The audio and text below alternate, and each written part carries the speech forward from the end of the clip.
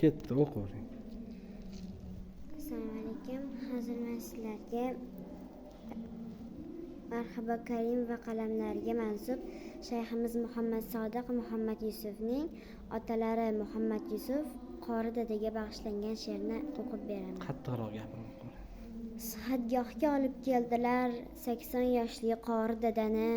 Yurak xasta, jizzalar qadoq, og'rir edi tomon badani. Shoshib qoldi shifokor yigit, muolaja yozdi albatta. Shoshaddi shunday olimni, ko'rmoq o'zi baxt edi katta. Har soatda olardi xabar, bemoridan shifokor yigit. Har so'zdan topardi hikmat, har ishidan olardi o'git. Bir kun kirsa xonalarida, tik turdilar inqillab bir oz. Takbir aytib qomatini tiklab, boshladilar tahajjud namoz.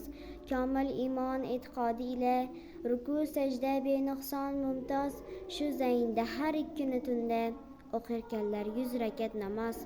Endi bildi shifokor yigit tizzadagi qadoqlar sirin, ammo u yosh qanday tushunsin Allohga bog'lanmoq sururin.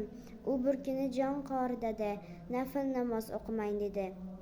Joningizga jabr qilyapsiz, holdan ketib qolasiz endi, faqat farzni o'qing o'tirib. Qori dada dedi, mayliya, men tomondan bundagin qullik yarasharmi Robbim sha'niga. Oddiy boshlig'ingiz oldida tur deganda turasiz siz ham va buyurgan yumushlarni bajarmoqchi bo'lasiz bekam.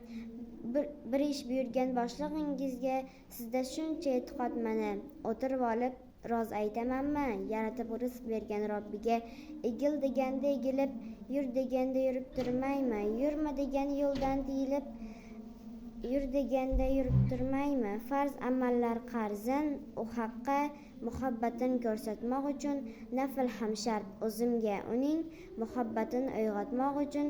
Doktor dedi, jon kerakmasmi? Yoting, yurak bir xilda ursin. Qori dada dedi, tek qo'ying, jonim menga chidasa tursin. Rahmat. Mana Marhaba Karim va hoji onamizni kichkina shogirdlari ajoyib she'rlarni o'qib berdilar. Alloh rozi bo'lsin sizdan. Muxlislar sizlar uchun faqat. Marhaba suhbatdoshlar. Salomat bo'linglar.